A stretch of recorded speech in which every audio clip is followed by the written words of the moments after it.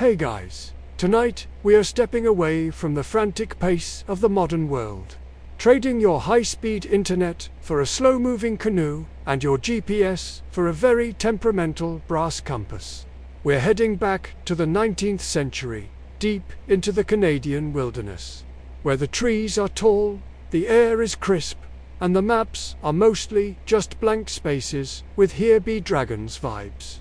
You are a mapmaker, a person of science and extreme patience, tasked with measuring a land that doesn't particularly care to be measured. Now, a quick heads up, you probably wouldn't survive this. Between the lack of modern antibiotics and the fact that you're essentially wandering into a giant, green labyrinth with nothing but a fancy ruler, the odds are not exactly in your favor.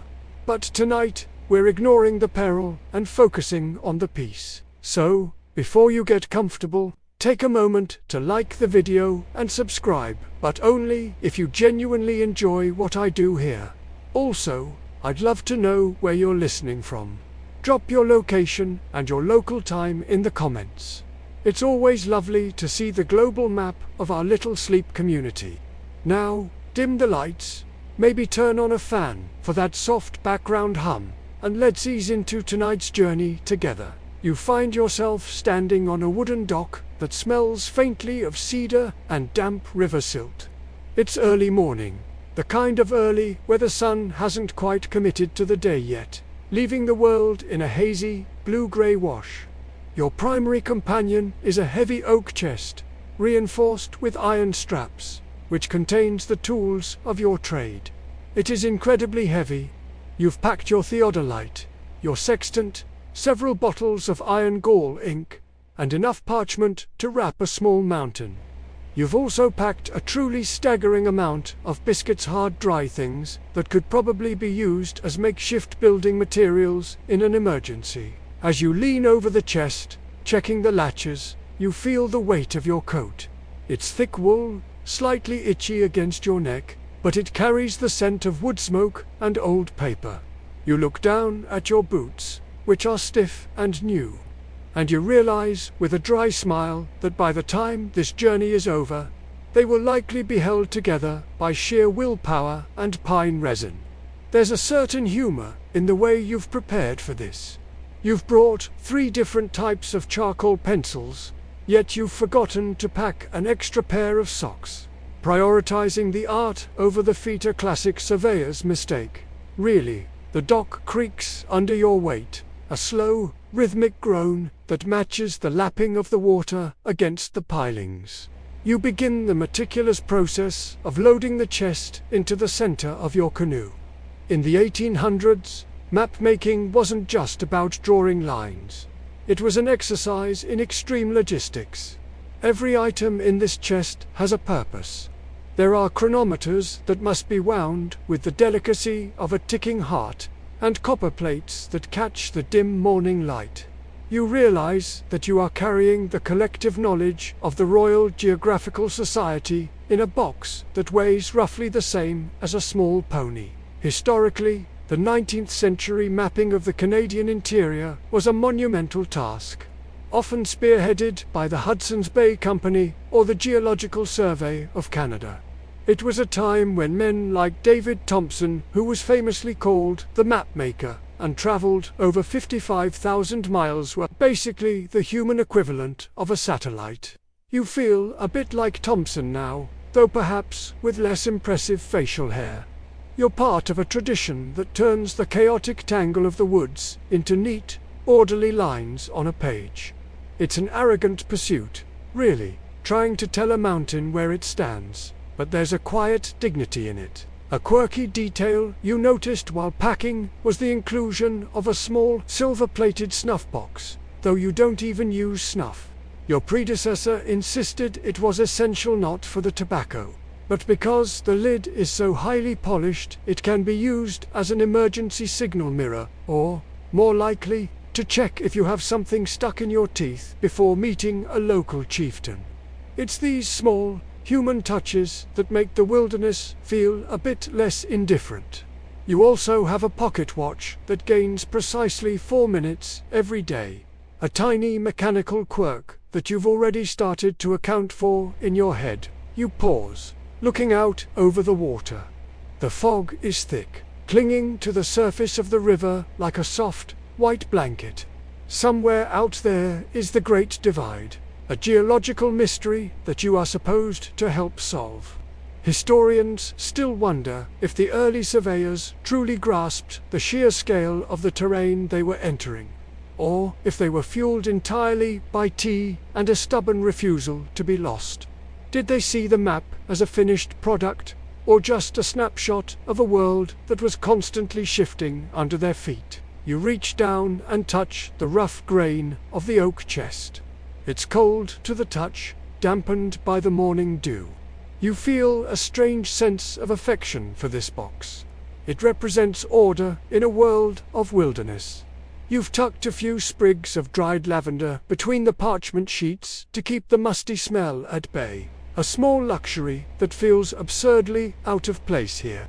You imagine the scent wafting out when you open the chest in the middle of a pine forest 100 miles from the nearest town. It's a bit of home you can carry with you. The air is so still you can hear the heartbeat of the forest.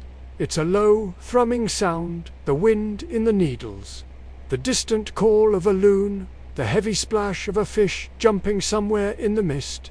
You're not just packing tools, you're packing a perspective. Soon, you'll be seeing the world in degrees and minutes, in elevations and depressions. But for now, you're just a person with a very heavy box and a long way to go.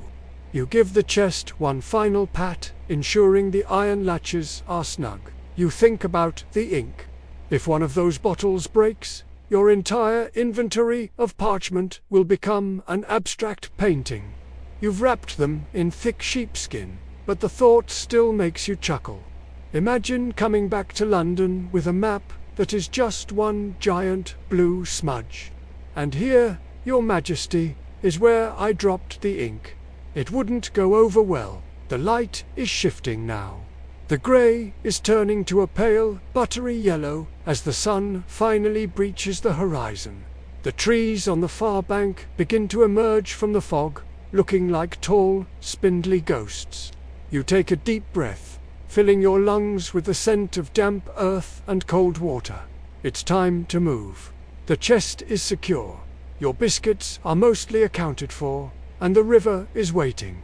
You feel a gentle pull of excitement, wrapped in a layer of profound tiredness.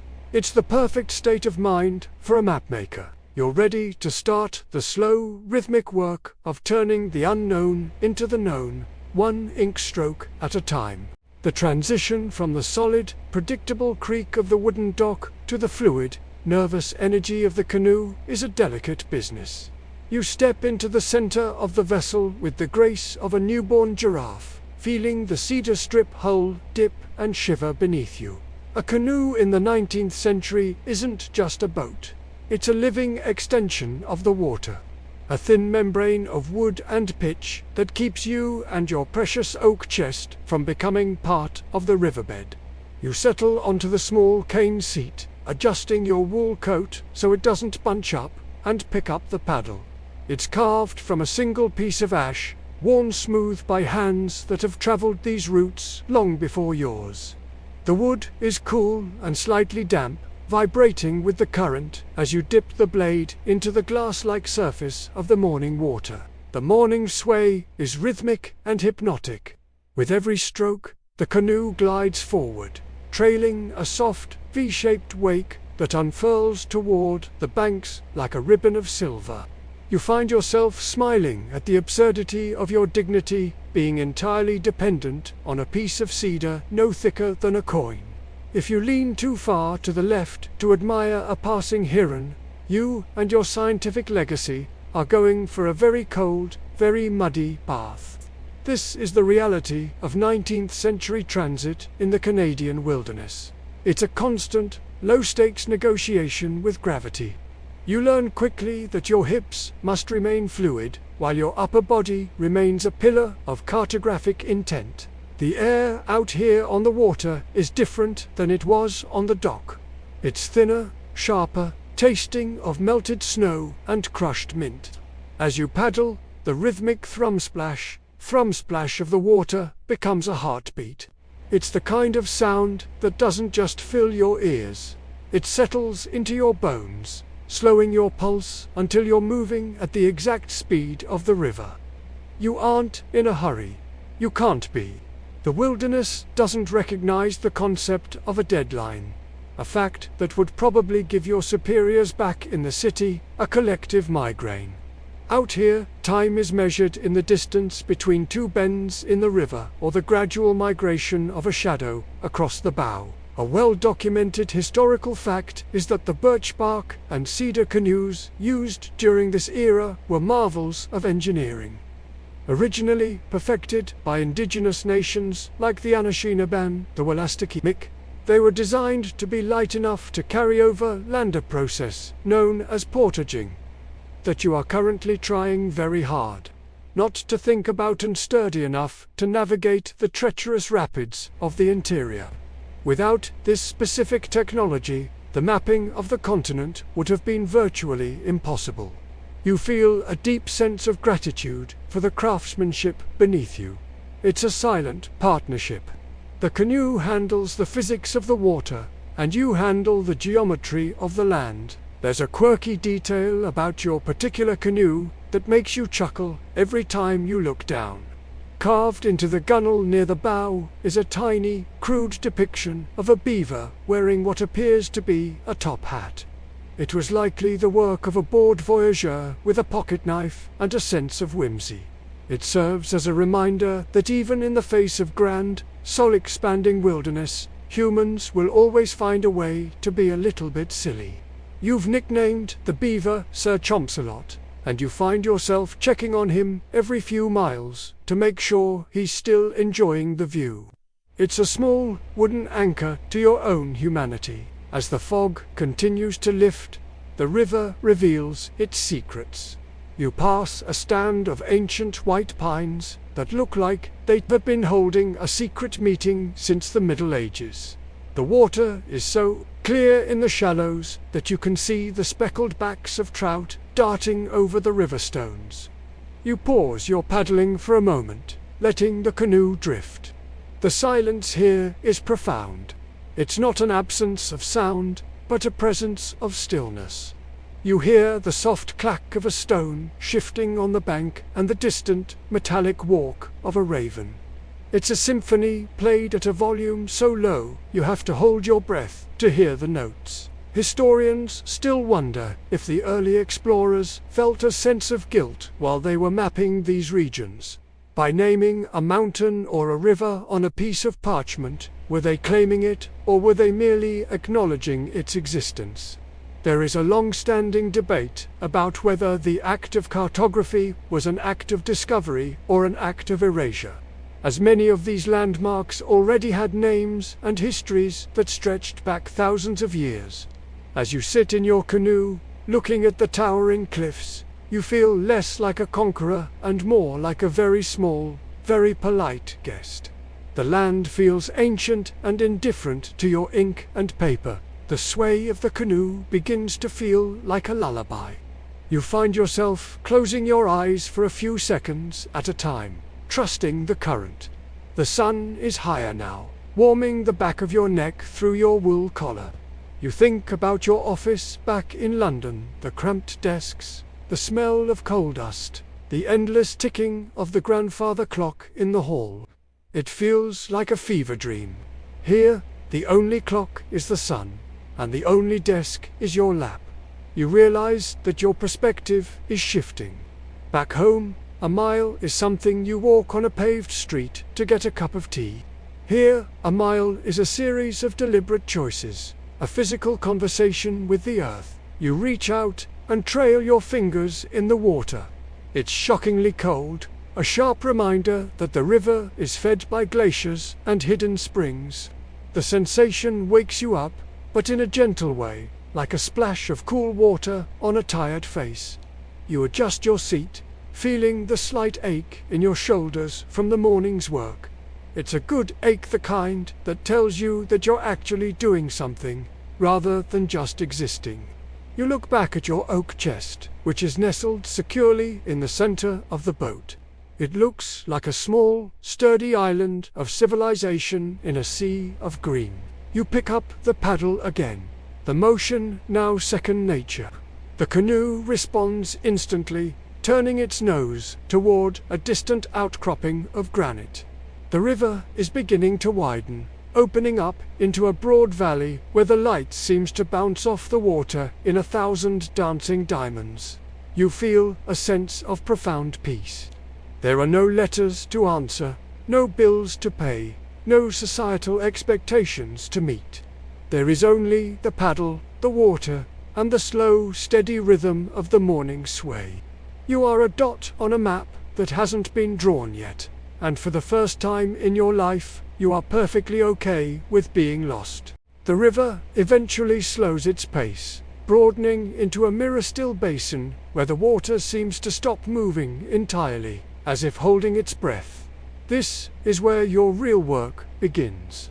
You steer the canoe toward a flat, lichen-covered rock that juts out from the shoreline like a natural pier. With a grunt that is significantly less dignified than you'd like, you haul your oak chest onto the stone. You are now standing on the edge of the known world, or at least the part of it that's been properly documented in a London filing cabinet. You settle onto a foldable, stooler, rickety contraption of canvas and wood that feels like it's reconsidering its structural integrity, and lay out a fresh sheet of parchment. It is crisp, heavy, and intimidatingly blank. Tracing the unseen shoreline requires a strange blend of artistic intuition and mathematical coldness. You aren't just drawing what you see. You are translating the messy, organic curves of nature into a language of precise ink. Your charcoal pencil hovers over the page. You look at the distant, misty cliffs, then back to the paper, then back to the cliffs. It's a slow-motion tennis match. You start with a light stroke, a ghost of a line that represents the point where the dark water meets the tangled roots of the cedar trees. If you get this line wrong by even a fraction of an inch, a future traveler might find themselves walking into a swamp when they expected a pebbled beach. No pressure, of course. The charcoal makes a soft, rhythmic scritch-scritch sound against the paper. A lonely noise in the vastness of the valley. You find yourself narrating your choices to a nearby squirrel who seems unimpressed by your topographic skills. You see, you whisper. That jagged inlet there is crucial for the scale. The squirrel chitters and resumes its search for pine nuts. Clearly a critic of the more traditionalist school of cartography. You smile, the dry air chapping your lips. There is something deeply meditative about this process. You are forced to look at the world.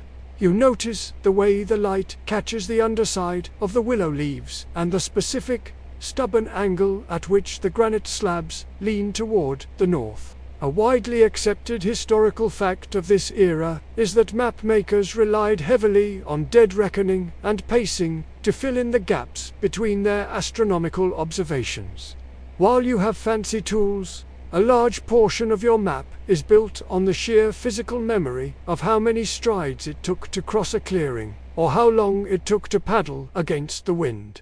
It was a deeply human way of measuring the earth, prone to error but rich with the actual experience of being there. You aren't just recording a location. You are recording the effort of your own muscles and the focus of your own eyes. A quirky detail that historians often find in 19th-century field journals is the presence of strange, non-geographic doodles in the margins of official maps. You find yourself tempted to do the same. Next to a particularly tricky bend in the river, you find yourself sketching a tiny, disgruntled-looking trout. It's a secret breadcrumb for the next person who opens this map, a way of saying, "I was here. I was tired, and I thought this fish looked like my Uncle Mortimer." It's these little moments of levity that keep the isolation from feeling too heavy.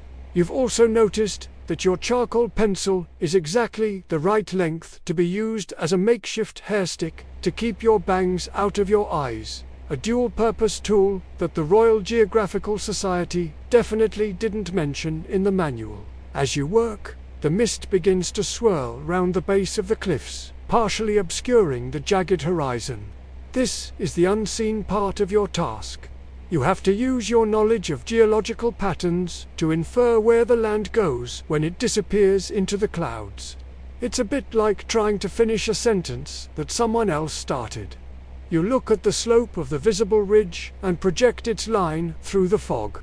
Historians still wonder if these early mapmakers ever intentionally beautified the landscape, smoothing out a particularly ugly swamp or adding a bit of height to a mountain to make the journey seem more heroic.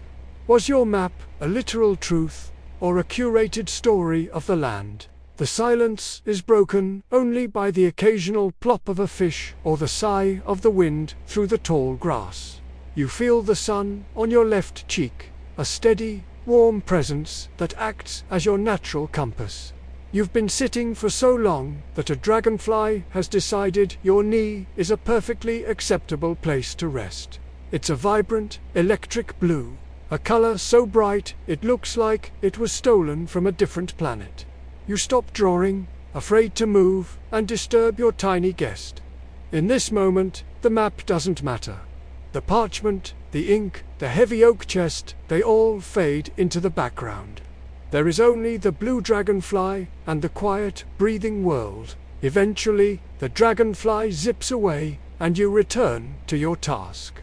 You begin to add the finer details, the tiny, hatched lines that represent the steepness of a slope, a technique known as hackering. It's tedious work, requiring a steady hand and a lot of squinting.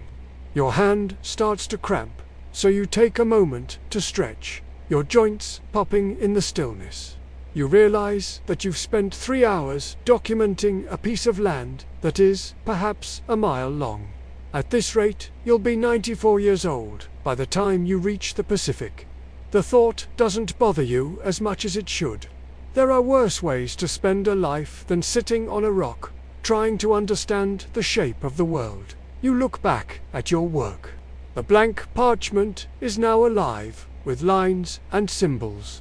It's a skeleton of the landscape, a black and white ghost of the vibrant green reality in front of you. It's strange to think that someday, people will look at this piece of paper to understand where they are, never knowing the smell of the pine or the way the mist felt on your skin while you were drawing it. You are translating a sensory explosion into a silent, two-dimensional record. You feel a sudden, overwhelming sense of responsibility. You want to get it right, not for the society, but for the river itself. The shadows are beginning to stretch, turning the jagged horizon into a series of long, violet fingers. You decide to call it a day for the tracing. You carefully roll up the parchment, securing it with a leather strap. The charcoal is smudged on your fingers and probably on your forehead too, but you don't care. You feel a quiet sense of accomplishment. You've captured a small piece of the infinite. You pack your stool back into the canoe, the wood clicking against the stone. The water is turning a deep, bruised purple as the light fades, and you feel the first chill of the evening air. It's time to find a place to rest, but the image of that shoreline, both the one you saw and the one you drew, is burned into your mind, a permanent landmark in your own internal map. The transition from the fluid world of the canoe to the vertical reality of the boreal forest requires a change in mindset and a very sturdy pair of legs. You are no longer gliding. You are climbing. To properly map the elevation of this basin, you must reach the high ground, which means hauling yourself and your brass sextant through a thicket of ancient, mossy tree roots that seem to have been designed specifically to trip up 19th century scientists. The forest floor is a sponge of neon green moss and decaying pine needles, muffling your footsteps until the only thing you can hear is your own rhythmic breathing and the occasional, judgmental thump of a falling pinnacone. You stop every few yards to check your bearings, holding your breath to see if the world is still there. The sextant is a beautiful, heavy instrument, a crescent of polished brass and silver that feels like a piece of captured starlight in your hands. Using it requires a level of focus that is nearly impossible when a black fly is trying to explore the inner workings of your ear. You find a semi-stable limestone outcropping and prepare to take a sighting. The goal is to measure the angle between the horizon and a celestial body, or, in this case, a distant, recognizable peak. You have to stand perfectly still, bracing your feet against the slippery roots, while you peer through the telescope. It's a delicate dance of mirrors and scales. If your hand shakes, your mountain might end up 3 miles out at sea in your final report.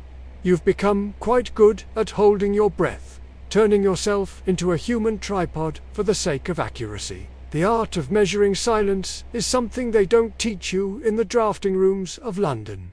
In the city, silence is just the absence of horses and shouting. Here, silence has a texture. It's heavy and thick, like a wool blanket. As you wait for the sun to reach the perfect position for your noon sighting, you realize that the forest is never actually quiet. There is the low-frequency groan of 2 trees rubbing together in the wind, a sound like a haunted cello. There is the scurrying of beetles through the leaf litter, which sounds like a miniature rainstorm if you listen closely enough. You find yourself smiling at the irony of using a precision instrument to measure a landscape that feels entirely unquantifiable. You are trying to put numbers on a feeling, trying to calculate the exact degree of vastness. A widely accepted historical fact is that the sextant, while primarily a maritime tool, was essential for land explorers to determine their latitude. By measuring the angle of the sun at its highest point, you can figure out exactly how far north you are from the equator. It's a bit of celestial magic that allows you to use the entire universe as a reference point for your tiny, mud-stained map. You feel a strange sense of connection to the stars, even in the middle of the day. You are using the sun to tell you where this specific, mossy rock is located. It makes the world feel very small and very large all at the same time, a cosmic perspective that is remarkably effective at helping one forget about their sore lower back. A quirky detail about these brass instruments is how they react to the extreme Canadian climate. In the humidity of the river valley, the glass lenses tend to fog up at the most inconvenient moments, forcing you to use your silk handkerchief, which is now mostly used for cleaning ink, to frantically buff the mirrors. You've also discovered that the brass gets surprisingly hot in the direct sun, leading to a minor incident where you nearly branded your own forehead with the scale of the Royal Geographical Society. You now handle the tool with a certain wary respect, as if it's a temperamental pet that might bite if you don't pay it enough attention. You've even caught yourself whispering, "Nearly there, old girl," to the sextant as you lock the index bar into place. As you stand on your limestone perch, you look down at the roots sprawling beneath you. They look like the veins of the earth, gnarled and powerful, clutching the stone with a grip that has lasted centuries. Historians still wonder if the early surveyors felt a sense of futility in their precision. What does it matter if a mountain is 10 feet taller or shorter when the landscape itself is an ever-changing organism of growth and decay?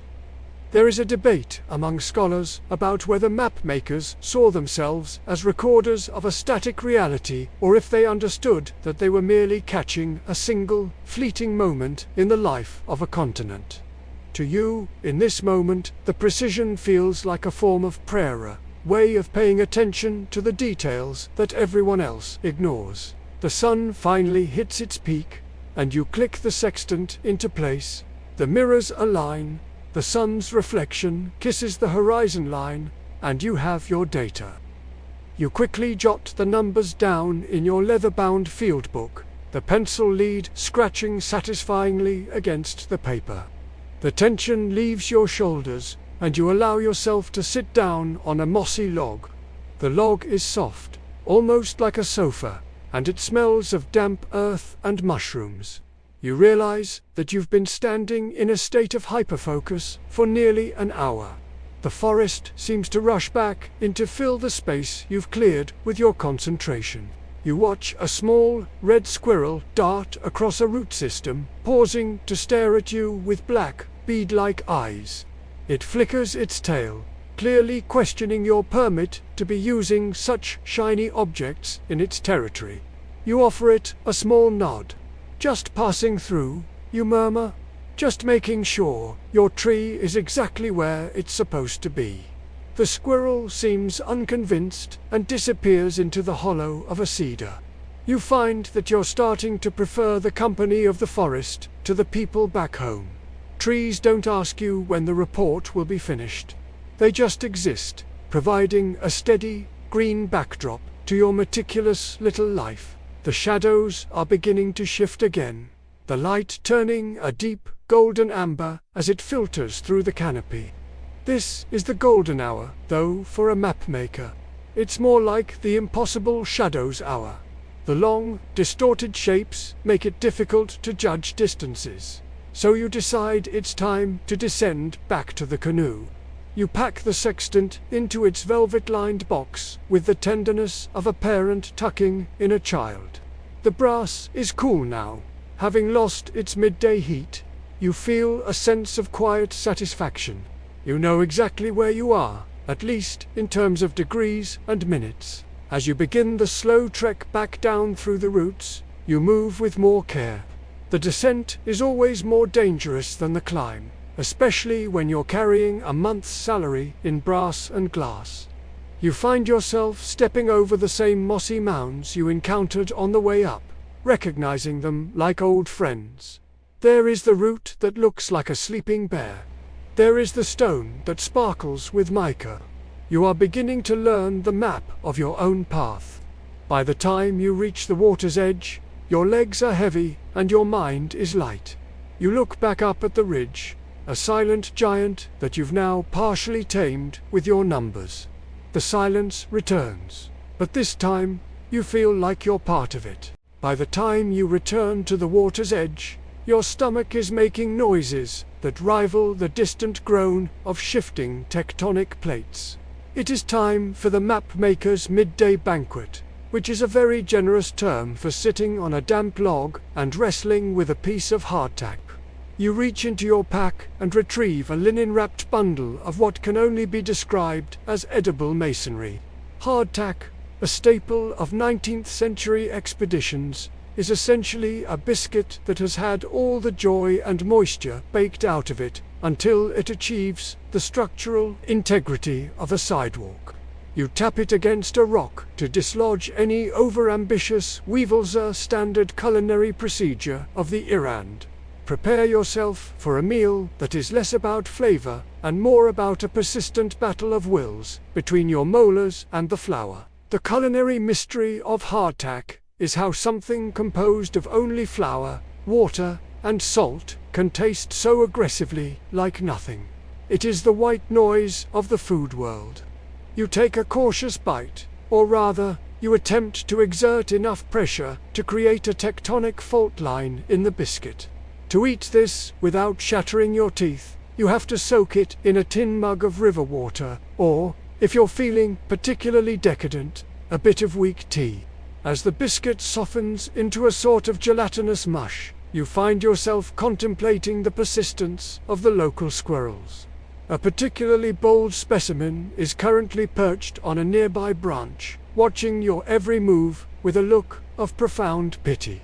It's likely wondering why a creature as large as you hasn't figured out how to find a decent nut. Historically, hardtack was favored for long-distance travel because it could last for years if kept dry, making it the 19th-century version of an indestructible energy bar. Sailors often called it sea biscuits, or, more accurately, molar breakers. In the Canadian wilderness, where supply lines were as thin as a spider's silk, these biscuits were often the only thing standing between a surveyor and a very grumpy stomach. You find a certain dry humour in the fact that you are out here measuring the grandeur of the British Empire while being powered by a foodstuff that hasn't changed since the Crusades. It's a humbling reminder that regardless of your scientific instruments, your survival is tied to a very basic, very dry piece of bread. A quirky detail that many modern historians find amusing is the hardtack art that sometimes emerged during long, rainy days in camp. Bored soldiers and explorers would occasionally carve intricate designs or messages into their biscuits before eating them. You find yourself tempted to carve a tiny topographic map of the local hills into your next piece. Though you suspect the charcoal flavor from your pencil might not improve the taste. There is also the peculiar habit of hardtack soup, where you crumble the biscuit into a pot of grease and call it a delicacy. You aren't quite at that level of culinary desperation yet, but the way that Squirrel is eyeing your crumbs suggests that even in the wilderness, someone is always judging your dinner choices. The midday heat has brought out a certain lethargy in the forest. Even the birds seem to be taking a siesta. You sit back against a cedar tree, the rough bark pressing through your wool coat, and watch the light play across the surface of the river. The water is a deep, tea-colored brown, stained by the tannins of the fallen leaves. You wonder if the river itself tastes better than your hardtack. Historians still wonder if the profound isolation of these mapping journeys led to a sort of culinary hallucination, where explorers would begin to describe their meager rations in their journals with the flourish of a five-star chef. Was that piece of salted pork truly the best thing they'd ever tasted, or was it just the lack of options talking? The silence is interrupted by a sharp crack from the woods behind you. You freeze, a half-soaked biscuit suspended halfway to your mouth. You scan the tree line, expecting a bear or perhaps a very confused caribou. Instead, a large porcupine waddles into the clearing with the self-assurance of a landlord collecting rent. It ignores you entirely, heading straight for a patch of clover. You find yourself chuckling softly.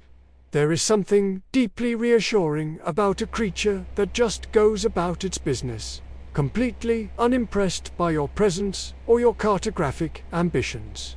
It reminds you that while you are trying to capture the land on paper, the land is busy living its own life. You finish your meal, which feels less like dining and more like a successful engineering project. You rinse your tin mug in the cool river water, the metal clinking against the stones. The sun is starting its slow descent toward the western peaks, and the air is beginning to lose its midday edge. You feel a familiar, pleasant heaviness in your limbs. This is the moment where the mapmaker must resist the urge to curl up in the moss and sleep for 100 years. You have work to do. There are more lines to draw, more distances to pace out, and more of the world to translate into ink. You pack away your linen wrap, making sure every stray crumb is accounted for. In the wilderness, crumbs are a currency you don't want to spend lightly. You stand up and stretch, your spine crackling in a way that echoes the dry wood of the forest. You look at your hands. They are stained with charcoal and tea, the cuticles roughened by the dry air. They look like the hands of someone who belongs here, which is a startling thought for someone who, 6 months ago, was worried about the exact shade of blue for a parlor wallpaper. The transition back to work is always the hardest part of the day. You look at your oak chest, sitting patiently on the rock like a faithful dog. It's time to move again. You decide to spend the next few hours exploring the small creek that feeds into this basin. It wasn't on the preliminary sketches provided by the Society, which means it's your chance to contribute something truly new to the records. The prospect of finding a nameless feature of the landscape is a powerful motivator, even when your stomach is still processing a brick of flour. As you step back into your canoe, the water feels even more inviting than before. The midday meal, despite its simplicity, has given you a second wind. You push off from the shore, the hull whispering against the reeds. You are leaving the scene of your banquet behind, but the memory of that quiet, gritty meal stays with you. It's these small, mundane moments, the battle with the hardtack, the judgmental squirrel, the waddling porcupine that fill in the gaps between the lines on your map. They are the texture of the journey, the parts that the Royal Geographical Society will never see, but the parts that you will never forget. Leaving the open water behind, you steer your canoe into the mouth of a narrow creek where the boreal forest closes in around you like a heavy, velvet curtain. Here, the air is significantly cooler, thick with the scent of damp earth and the sharp, resinous perfume of balsam fir. You decide to disembark and continue on foot, tethering your vessel to a sturdy willow branch. As you step onto the bank, you enter a world dominated by the philosophy of pine needles. The ground is a deep, springy mattress of fallen needles, accumulated over decades, if not centuries. Every step you take is silent, muffled by this natural insulation that seems to absorb sound as effectively as it cushions your feet. It is a giant, scented green cathedral, where the pillars are ancient white pines, and the stained glass is the dappled sunlight filtering through a million emerald needles. Navigating this dense canopy is a lesson in patience. In the 19th century, a mapmaker in the boreal forest couldn't just look up at the stars or find a clear horizon. You are in the thick of it, literally and figuratively. You have to rely on the feel of the land beneath your boots and the subtle indicators of the trees themselves. You notice how the moss grows thicker on the northern side of the trunks, a fuzzy, lime-green compass provided by nature. The trees here are so densely packed that they seem to be competing for every square inch of space, their branches interlocking in a complex, wooden puzzle. It's easy to feel small here, not in a way that is diminishing, but in a way that is oddly liberating. You are a guest in a place that has its own ancient logic, and your job is simply to observe and record. Historically, the boreal forest, or taiga, covers a massive portion of the northern hemisphere, and in the 1800s it was the primary theatre for the fur trade and early geological exploration. It was a landscape that demanded a specific kind of resilience. Mapmakers like you often found that their greatest challenge wasn't the distance, but the sheer repetitive nature of the terrain. 1 mile of dense pine looks remarkably like the next, and without a keen eye for detail, you could easily find yourself walking in a very long, very scenic circle.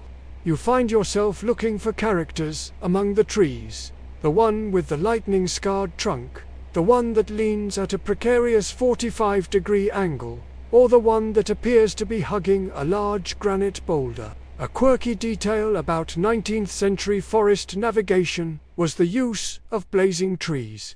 To mark a path or a specific measurement point, you would use a small hand axe to chip away a sliver of bark, revealing the pale raw wood beneath. These blazes acted as breadcrumbs in the green maze. However, you've noticed that the forest has a way of healing itself. Older blazes you've encountered from previous expeditions are often partially swallowed by new growth, the tree literally trying to erase the record of the human intruder.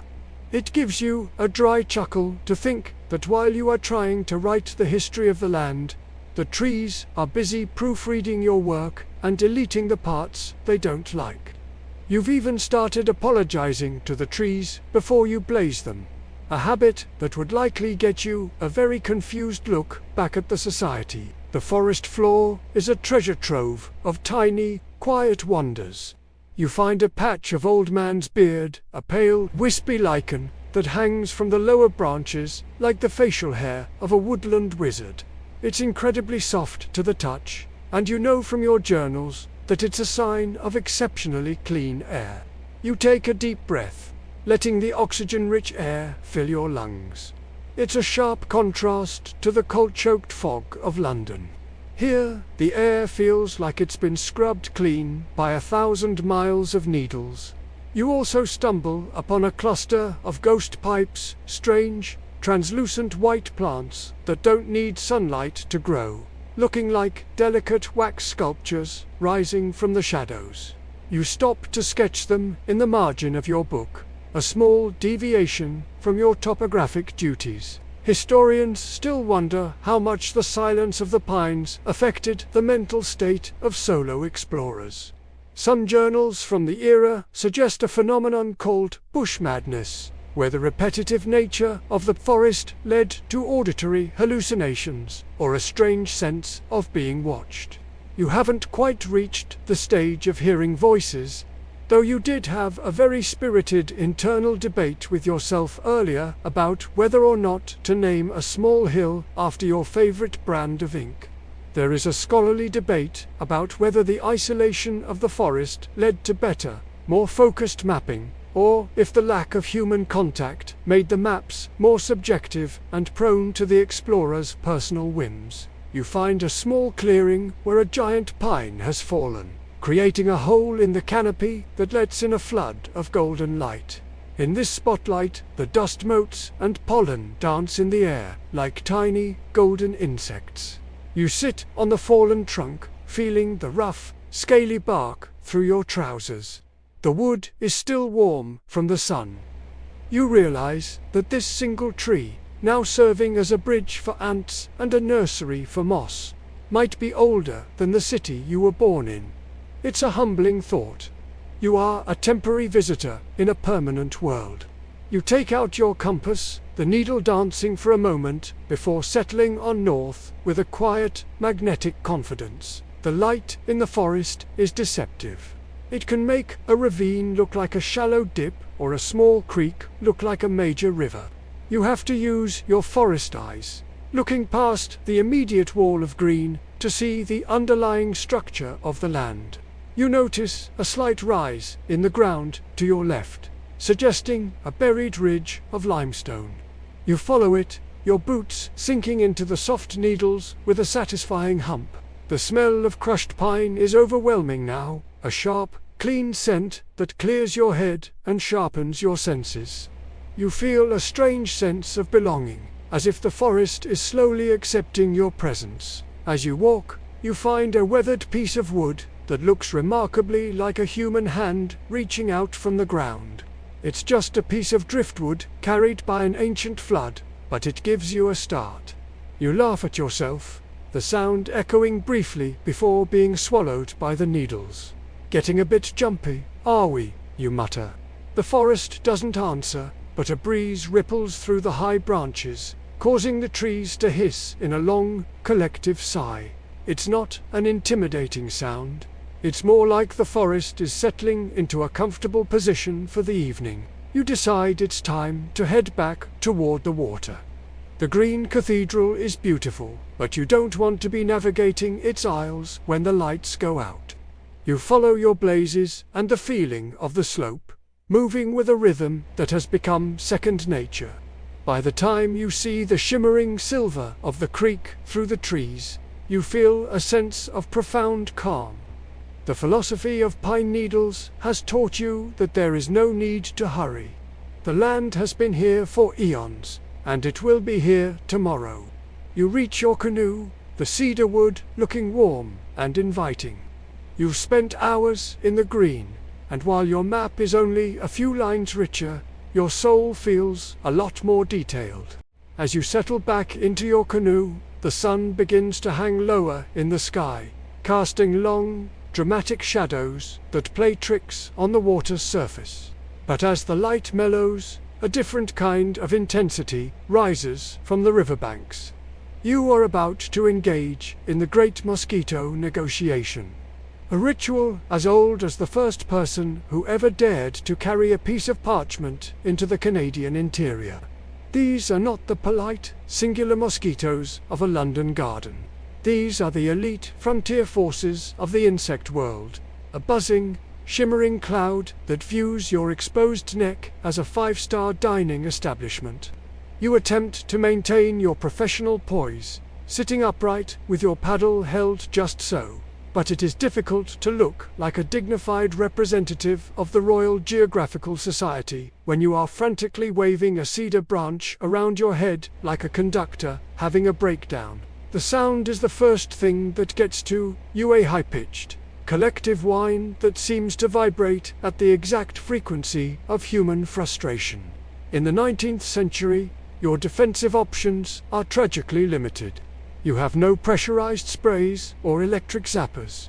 Instead, you rely on vile-smelling concoctions. As your journal politely puts it, you reach into your pocket for a small tin of repellent made from a mixture of hogs, lard, oil of citronella, and a dash of pine tar. It smells like a campfire that's been put out with a wet dog, but it's your only hope. You smear the greasy paste over your forehead and the backs of your hands, feeling instantly more disgusting, but slightly less like a target. You've noticed that the mosquitoes seem to treat the lard more like a dipping sauce than a deterrent, but the pine tar at least makes it harder for them to land without getting their boots stuck. Historically, the sheer volume of biting insects in the Canadian wilderness was one of the greatest hurdles for early surveyors and voyageurs. Journals from the 1800s are filled with harrowing accounts of the fly, with some explorers claiming the swarms were thick enough to extinguish a candle flame or drive a packhorse into a frenzy. There was a genuine concern for the sanity of the surveyor, as the constant irritation made precise mathematical calculations nearly impossible. You find a dry humor in the thought of a prestigious map being slightly skewed because the cartographer was slapped in the face by a rogue dragonfly, or bitten on the eyelid at the exact moment of a solar observation. It adds a layer of physical grit to the clean lines of the finished product. A quirky detail about the era's anti-mosquito technology was the use of the smudge fire. When you eventually pull your canoe onto a gravel bar to escape the worst of the swarm, you immediately set about gathering damp leaves and green wood. The goal isn't a roaring flame, but a thick, acrid column of white smoke that smells like a burning upholstery factory. You stand directly in the path of the plume, eyes watering and lungs protesting, because the alternative, being eaten alive, is far worse. You've become an expert at the smudge dance, a slow, rhythmic shuffling within the smoke cloud that keeps the insects at bay. You find it amusing that you've spent years studying the heights of mountains only to find yourself completely defeated by an organism the size of a grain of rice. As you stand there, wreathed in smoke and looking like a very damp ghost, you watch the swarm hover just outside the reach of the fumes. They are patient, they are persistent, they are, in a weirdly impressive way, the most successful explorers of this region. Historians still wonder if the prevalence of these insects influenced the actual routes taken by early mapmakers. Did they avoid the most fertile, beautiful valleys simply because the black fly population was too high? There is a scholarly debate about whether the mosquito factor led to a bias in early topographic records, favoring breezy ridges and rocky outcrops over the more hospitable, but more inhabited, lowlands. You suspect the answer is a resounding yes, as you yourself are currently considering rerouting your entire afternoon to stay in the middle of the windiest part of the river. The negotiation continues as the wind dies down to a whisper. This is the mosquito's favorite move, the tactical lull. You try to focus on your ledger, but a particularly bold mosquito has decided to land directly on the word elevation. You watch it for a second, admiring its audacity. "Do you have a permit for that?" you whisper. It doesn't answer. You've noticed that you've started talking to the insects as if they were unruly co-workers. You find yourself explaining the importance of the British Empire to a horsefly, which is probably a sign that the bush madness mentioned in Section 6 is starting to settle in around the edges of your mind. You tell yourself it's just a way to keep your spirits up. But the horsefly seems singularly unimpressed by the concept of colonial expansion. There is a strange, paradoxical peace that comes once you accept that you are going to be bitten. Once the first dozen or so welts rise on your arms, the panic subsides and is replaced by a weary, stoic resignation. You find that you can actually return to your work, moving your charcoal pencil with a steady hand even as a tiny squadron maneuvers around your ears. You become part of the ecosystem, a source of carbon dioxide and protein in a landscape that wastes nothing. It's a messy, itchy kind of harmony, but it's harmony nonetheless. You realize that to truly map a place, you have to let the place take a little piece of you in return. In your case, it's just a few drops of blood and a significant amount of your dignity. The sun is now a deep, angry orange, silhouetting the spruce trees against a sky the color of a bruised plum. The light is beautiful, but it also signals the shift change. The mosquitoes are heading home, and the midges are clocking in. You decide to push back out into the center of the water, where the slight breeze over the current offers a momentary sanctuary. The relief of the cool, moving air hitting your face is indescribable. You wipe the grease and soot from your brow, feeling the sting of the bites begin to fade into a dull, rhythmic throb. It's a small price to pay for the view. You look at your hands, which are now a mosaic of red bumps and charcoal stains. They look like a map in themselves, a record of every struggle and every mile. You find yourself laughing softly at the image of yourself back in London, complaining about a slightly drafty window or a smudge on your collar. Out here, a smudge is a defensive weapon, and a draft is a godsend. You've learned to appreciate the absence of things, the absence of the itch, the absence of the wine, the absence of the crowd. As the first stars begin to poke through the darkening canopy, you feel a sense of hard-won victory. You've survived another day of the great negotiation. You haven't won. Exactly no one ever wins against the Canadian mosquito, but you've reached a stalemate. You have your data, and they have had their lunch. You pick up your paddle and begin the slow, rhythmic journey toward your evening campsite. The water is dark now, a deep indigo that hides the depths, and the only sound is the soft thrip of the blade and the distant, fading hum of the forest's smallest, most persistent residents. As the river narrows again, the water loses its tea-colored transparency and takes on a deep, opaque quality, like cold liquid obsidian. The current here is deceptive. On the surface, it looks as smooth as a polished ballroom floor, but beneath that glass-like veneer, you can feel the immense, muscular pull of the river's deep mind. You are no longer just a passenger. You are a translator. To navigate safely, you have to learn to read the subtle vocabulary of ripples, eddies, and the way the water bulges over hidden obstacles.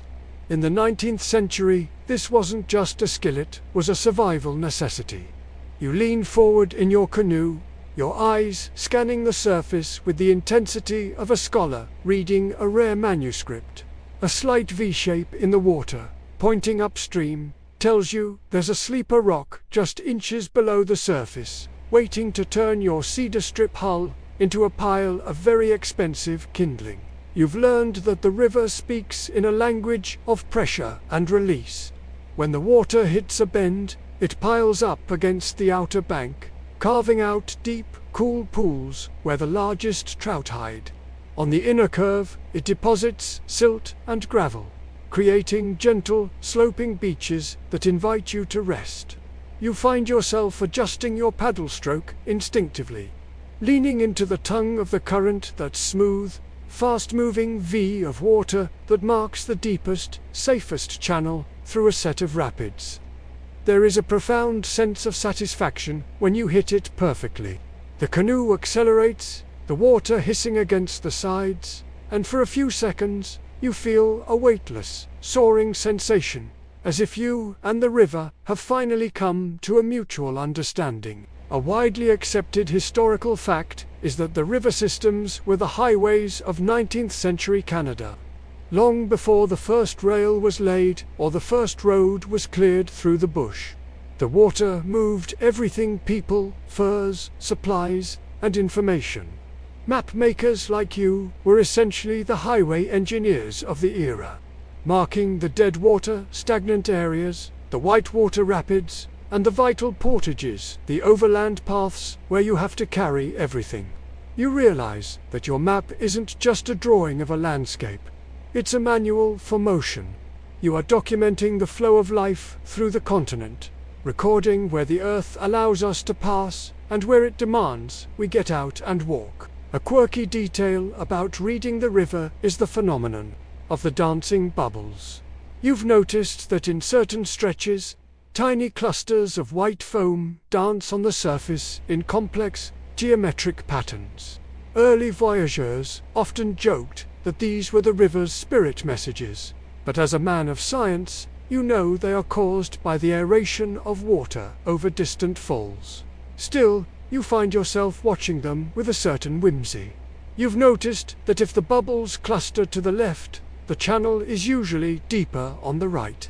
It's a tiny, frothy bit of natural navigation that isn't in any textbook, but it has saved you from grounding your canoe more than once. You've even started calling these bubbles river lace, a term that would definitely get you some raised eyebrows back at the Royal Geographical Society's annual banquet. As you move deeper into the canyon, the walls of granite rise up on either side, their faces scarred by centuries of spring floods. The water here is incredibly deep, perhaps 50 or 60 feet, and it carries a heavy, cold silence. Historians still wonder if the early river mappers suffered from a specific kind of vertigo, not from heights, but from the depths. There is a long-running debate in academic circles about whether the psychological pressure of navigating these deep, unknown waters led to the exaggerated sea monster stories found in some early journals. Did that serpent the explorer saw in 1824 actually exist, or was it just a 20-foot cedar log caught in a peculiar updraft of current, viewed through a lens of exhaustion and isolation? To you, looking down into the dark water, the mystery feels entirely plausible. The river's mind is also reflected in the debris it carries. You pass a tangled sweeper, a fallen tree whose roots are still anchored to the bank while its branches thrash in the current like the arms of a drowning giant. Sweepers are the villains of the river world, capable of snagging a boat and flipping it in an instant. You give it a wide berth, whispering a small thank you to the current for pushing you toward the far bank. You've noticed that the river has a memory. It leaves scars on the trees 5 feet above the current, marking the height of last year's melt. You record these high water marks in your ledger, a vital bit of data for anyone planning to build a cabin or a bridge in the years to come. The sunlight is now hitting the water at an extreme angle, turning the surface into a sheet of hammered gold. This makes reading the river nearly impossible, as the glare hides the rocks and ripples in a blinding shimmer. You have to rely on your ears now, listening for the telltale hiss of a rapid or the low, thrumming growl of water moving through a narrow gap. You've developed a river ear, a sense that allows you to feel the vibration of the water through the soles of your boots and the handle of your paddle. It's a tactile, immersive way of knowing the world that no city dweller could ever truly understand. You are literally feeling the pulse of the geography. You find yourself slowing your pace, letting the current do most of the work. The river is at its most deceptive when it is quiet. You pass a large whirlpool, a spinning saucer of water that looks like a giant fingerprint. It's mesmerizing to watch the bits of bark and pine needles swirl around the edge before being sucked into the center. You wonder where they go. Do they stay at the bottom of the riverbed for years, or do they pop back up a mile downstream? It's another of the river's many secrets, a bit of fluid physics that makes your neat, static maps feel slightly inadequate. How do you draw a whirlpool? How do you map a movement that never stays the same? The canyon begins to open up into a wider valley, and the river's mind seems to relax.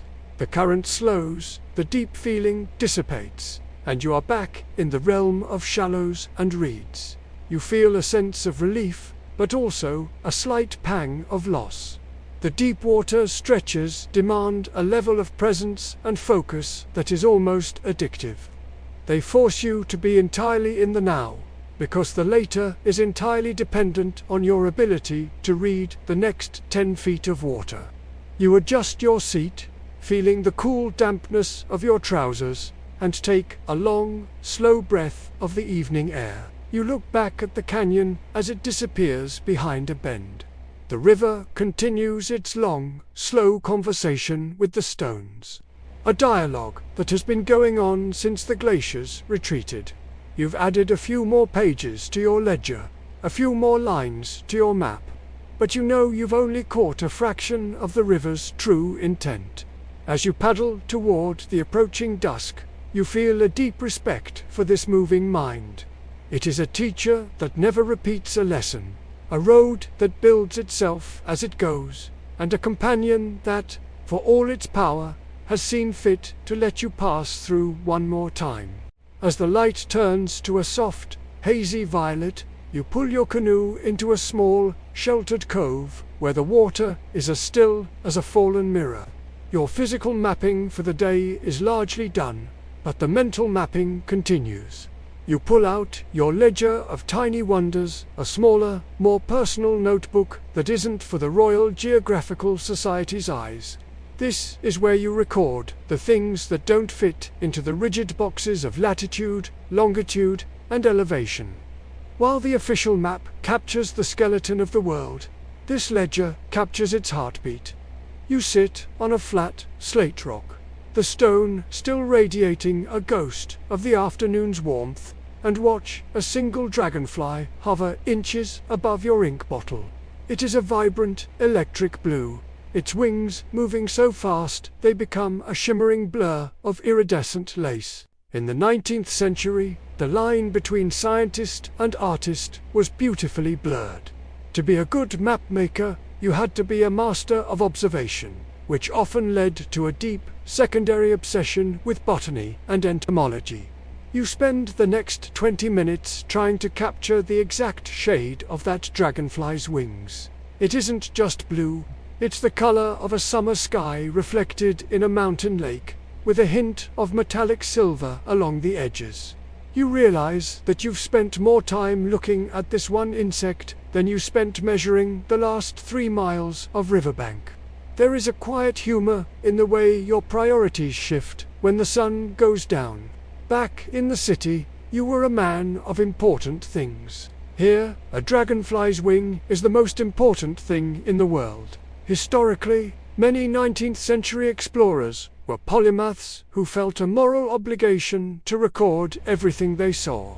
From the migration patterns of birds to the geological composition of the river pebbles.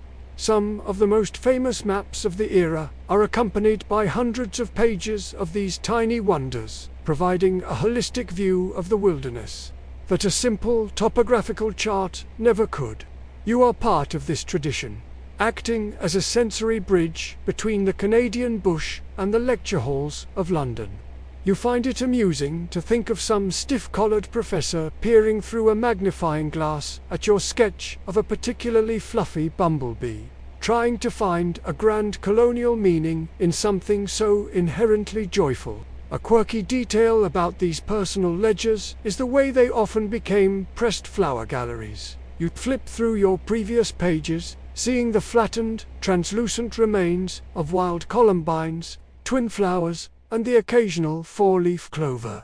There is even a tiny, dried feather from a cedar waxwing tucked into the binding. You've noticed that the ink reacts differently when it's pressed against organic matter, creating strange, bleed-through patterns that look like ghostly maps of their own. You've started to think of these as accidental geographies. The map, the land, draws on you, while you're busy drawing the map of the land. You've also realized that your quill pen is remarkably good at cleaning out the dirt from under your fingernails, a secondary use that would surely be frowned upon by the master calligraphers back home. The air is cooling rapidly now, and the forest is beginning its evening shift change. You notice a cluster of mushrooms growing at the base of a rotting birch log. They are a pale, ghostly white, looking like tiny umbrellas for the local beetles. You lean in close, smelling the rich, earthy scent of decay and new growth. Historians still wonder if the profound attention to detail found in these journals was a way for explorers to combat the overwhelming scale of the wilderness. By focusing on the moss, the feathers, the petals, did they make the infinite forest feel more manageable? There is a debate about whether this miniaturization of the landscape was a psychological defense mechanism or a genuine scientific curiosity. To you, it feels like an act of love. You find yourself recording the sounds of the evening in a sort of shorthand. The cork of a branch, the bloop of a rising fish, the whoosh of an owl's wings. How do you map a sound? You try drawing it as a series of concentric circles, radiating out from a point on the river. It's a whimsical, useless exercise that makes you smile. You realize that the unmapped world isn't just about land that hasn't been seen. It's about experiences that haven't been named. You are a pioneer of the mundane, a scout for the subtle. You've discovered that the moss on the east side of this cove is slightly springier than the moss on the west side, a fact that will never change the course of history, but feels vital to your understanding of this specific evening. The dragonfly finally zips away, disappearing into the reeds like a spark from a fire. You close your ledger, the leather cover making a soft, satisfying thud. Your fingers are stiff from the cold and the delicate work, but you feel a sense of completion. You've captured the day in two ways, the grand and the microscopic. You look at your oak chest again, which is now partially obscured by the rising mist. It looks less like a tool chest and more like a treasure chest, holding the ink-stained evidence of your adventures. The silence of the cove is punctuated by the distant, haunting cry of a loon. It's a sound that defines the Canadian wilderness, a lonely, yodeling laugh that echoes across the water. You try to imagine how you would describe that sound to someone who has never left the cobblestone streets of a city. You'd probably fail. Some things can't be put into a ledger. They can only be felt in the moment. You sit for a long time, just listening, letting the cold air settle into your coat. You're not just a map maker anymore. You're a witness. You reach down and pick up a small, smooth stone from the water's edge. It's a piece of quartz, worn into an almost perfect oval by thousands of years of river movement. You turn it over in your hand, feeling its weight and its coolness. It's a tiny wonder you can actually hold. You decide to keep it, slipping it into your pocket, along with your charcoal and your compass. It's a physical anchor to this place, a piece of the map that you're taking with you. As you stand up to prepare for your final camp of the day, you feel a profound sense of gratitude. The world is so much more than its dimensions. The ledger of tiny wonders is nearly full, and while the Royal Geographical Society might find it a bit eccentric, you know it's the most accurate record you've ever made. You've mapped the light, the silence, and the blue of a dragonfly's wing. And in the end, perhaps those are the only coordinates that truly matter. You walk back to the canoe, your footsteps light on the slate, ready to find a place where the grand and the tiny can finally go to sleep. As you push your canoe back into the center of the water for the final stretch toward camp, you see him, standing knee-deep in a shallow bend where the river slows to a crawl, is a bull moose, a towering silhouette against the fading amber sky.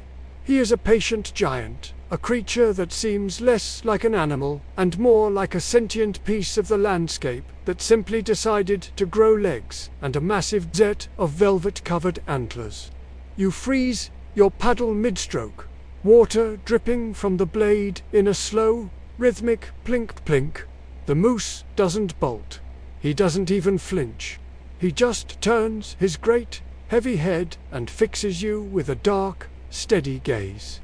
You are currently sharing a quiet, mutual stare-down with 1,200 pounds of wild indifference, and you realize quite suddenly that you are the one who is out of place. The scale of a moose is something that maps can never quite prepare you for.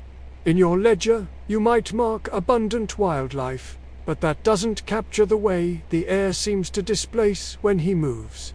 His antlers are wide enough to serve as a dining table for a party of 6, and his shoulders rise like a granite ridge.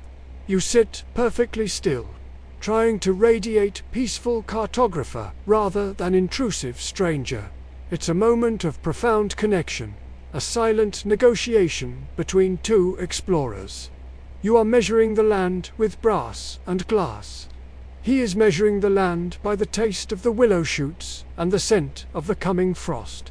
You find a dry humor in the fact that, despite all your education and your fancy Royal Geographical Society credentials, you are currently being judged by a creature that has a piece of moss hanging off its nose. Historically, the moose was a vital figure in the 19th century wilderness, both as a source of food and as a symbol of the untamable spirit of the North.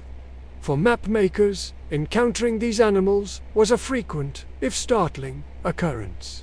There are accounts in early journals of surveyors having to wait for hours as a herd of caribou or a solitary moose blocked the only viable path through a mountain pass. You are part of a long line of humans who have had their schedules completely derailed by the local fauna. You realize that moose time is the only time that matters right now.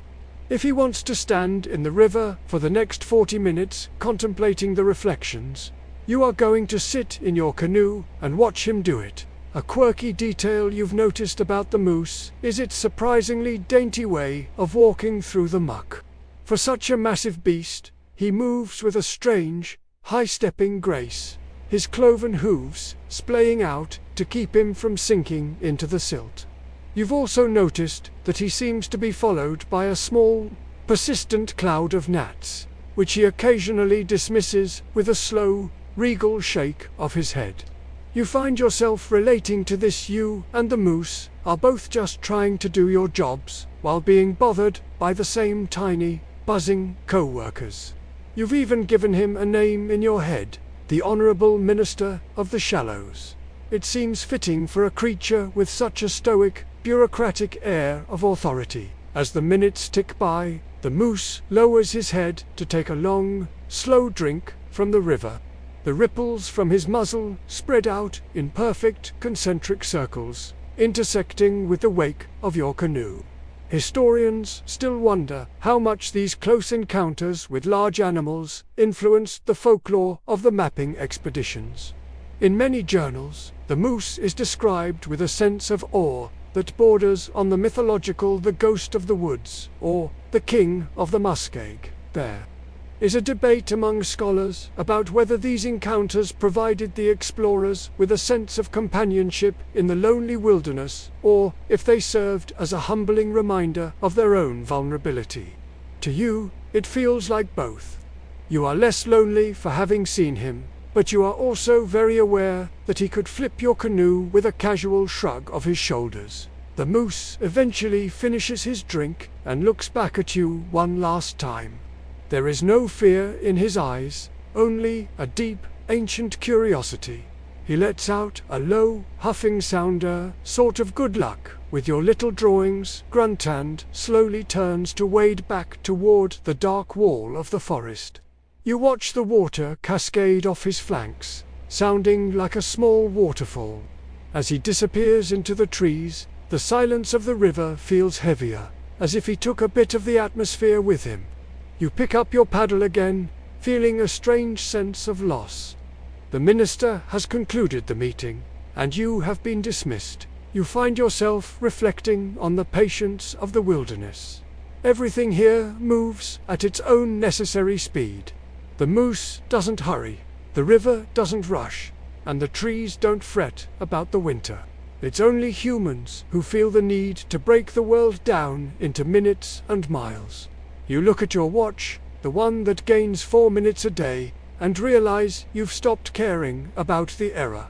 What are 4 minutes to a moose? What are 4 minutes to a mountain? You're starting to adopt the patient giant philosophy, letting the world happen to you rather than trying to force your way through it. It's a much more relaxing way to travel. The light is almost gone now, leaving only a thin ribbon of fire along the western horizon. The river is turning into a dark, velvet road, and you know you need to find your campsite before the stars take over completely. But you find yourself lingering in the spot where the moose stood. You can still see the tracks of his hooves in the soft mud of the bank, deep indentations that the river will eventually wash away. You decide to mark this spot on your map, not with a technical symbol, but with a small, discreet M tucked into the corner of the river bend. It's a private coordinate, a landmark of a moment that had nothing to do with geography and everything to do with being alive. As you paddle away, you feel a renewed sense of purpose. The encounter has sharpened your senses. You notice the way the cool air is pooling in the hollows of the banks, and the way the first bats are starting to flicker across the sky. You are moving through the world with a bit more grace, trying to emulate that high-stepping walk of the moose. You realize that you aren't just mapping the land anymore. You are learning how to inhabit it. The forest isn't a puzzle to be solved. It's a neighbor to be respected. The honorable minister is likely deep in the brush by now, settled into a bed of ferns for the night. You hope he's comfortable. You hope he found the willow shoots particularly delicious today. As you round the next bend and see the flickering light of a distant fire, your destination for the night, to carry the image of the moose with you like a talisman. He was the perfect guide for this part of the journey, a silent, steady reminder that the most important parts of the map are the parts that can't be captured in ink. You reach the shore, the cedar hull scraping gently against the gravel, and step out into the cool, dark air, feeling a little bit like a giant yourself. The sun has finally dipped below the horizon, leaving behind a sky of deep indigo and the quiet, monumental silhouettes of the peaks you've been tracing all day. As a mapmaker, this is the moment of ultimate creative power and ultimate creative restraint. You are standing before a range of mountains that have existed for millions of years without the benefit of a name in a British ledger. Back in the Victorian drawing rooms of London, there is a certain aristocratic expectation that you will name these grand geological features after dukes, generals, or perhaps the current Prime Minister. But as you look at a particularly rounded, friendly-looking peak to the north, you find yourself resisting. You have a sudden, overwhelming urge to name it Old Barnaby, after the scruffy terrier you had as a boy who possessed the same stubborn, unmovable disposition. Naming the nameless peaks is a task that requires a delicate touch and a bit of dry humor. You look at a jagged, formidable spire that catches the last of the celestial light and think that General Wellington's spire feels a bit too aggressive for such a peaceful evening. Perhaps the cranky tooth would be more accurate. You realize that the act of naming is a bit like putting a collar on a stray cat. It doesn't change the cat's nature, but it makes the humans feel like they've achieved a level of intimacy. You settle on a compromise, recording the local indigenous names, where you can find them names that often describe the land's function, like where the wind whispers to the stone, and adding your own descriptive identifiers in the margins. You are careful to avoid anything too sentimental, though you do secretly name a small, lumpy hill the Muffin because of its uncanny resemblance to your favorite breakfast. Historically, the naming of the Canadian Rockies and the surrounding ranges was a contentious and often chaotic process. Surveyors from different expeditions would often name the same peak 3 different things. leading to a cartographic nightmare that took decades to resolve. There was a period in the 19th century when the map was so cluttered with the names of European royalty that it looked more like a guest list for a palace ball than a geographic record. You feel a certain responsibility to break that trend. You want names that stick to the ribs of the land. You realize that Mount Victoria is all well and good, but it doesn't tell a traveller anything about the treacherous scree slope on the southern face, or the way the clouds tend to snag on the summit like wool on a bramble. A quirky detail about 19th century mountain naming was the sponsor system. Some private expeditions were funded by wealthy patrons who expected a mountain or a lake to be named after them in return for their investment. You find yourself looking at a particularly muddy, mosquito-infested swamp and wondering if your least favorite cousin back home would appreciate having Cousin Arthur's Bog officially entered into the Royal Archives. It's a tempting thought. You've also noticed that your predecessors had a strange obsession with naming things devils, something Devil's Peak, Devil's Throat, Devil's Punch Bowl. You decide that your map will be a bit more optimistic. Perhaps you'll start a trend of the Angel's Footstool or the Seraph's Picnic Spot. As you work by the light of a small oil lamp, the mountains seem to lean in closer, as if curious to see what you're calling them. Historians still wonder if the early explorers felt a sense of naming guilt, the realization that by labeling a place, they were fundamentally changing how it was perceived by the rest of the world. There is a scholarly debate about the power of the pen versus the power of the land. Does a mountain exist in the mind of a Londoner if it doesn't have a name they can pronounce? To you, the mountain is real, whether you call it the Great Grey Giant or Point 402. The naming is for the people, not the peaks. The peaks, you suspect, are perfectly happy being anonymous. The shadows are deepening, and the ink on your parchment looks blacker than the night sky. You add a few hachure lines to represent the steepness of a ridge, the rhythmic scratching of your quill sounding like a cricket's chirp. You find yourself thinking about the people who will use this map in 50 years. Will they wonder who Barnaby was? Will they laugh at your descriptive names? Or will they find them helpful as they navigate the rocky passes? You hope they feel a bit of the warmth you feel now. You aren't just creating a navigational tool. You're leaving a trail of breadcrumbs through the unknown. You take a break to rub your eyes, the flickering lamplight making the lines on the page dance. The air is cold now, a sharp, alpine chill that makes your breath bloom in front of you like a tiny, white ghost. You look up at the real peaks, which are now silvered by a rising moon. They look completely different than the lines on your paper. They look fluid, alive, and slightly mocking.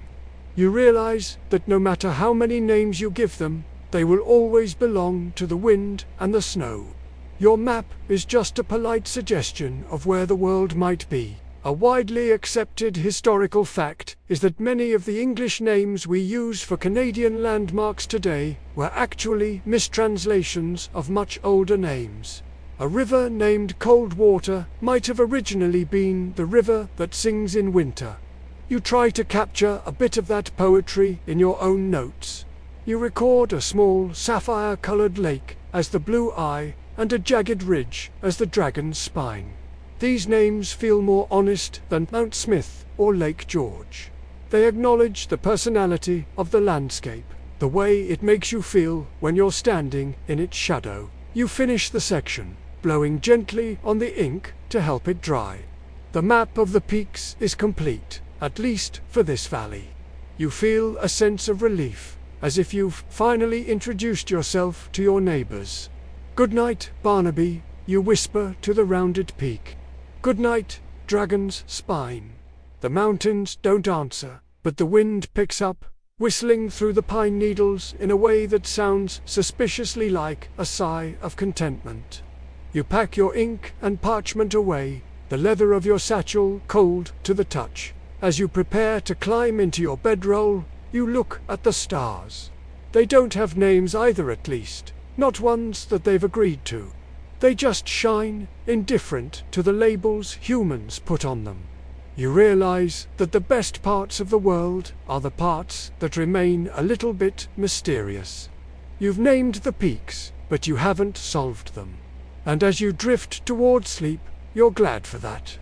The map is fuller, the world is slightly smaller, but the mountains are still there, standing tall and nameless in the dark, waiting for the sun to find them again. As the moon climbs higher, casting a pale silver wash over the landscape, the world transforms into a series of stark, geometric puzzles. For a map maker, the golden hour of sunset is followed by the much more difficult hour of long shadows. This is when the precision of your topographic sketches is put to the ultimate test. The landscape you saw clearly at noon has been replaced by a surrealist version of itself, where a 3-foot boulder casts a shadow that looks like a cathedral spire, and a shallow depression in the ground becomes a bottomless abyss of ink.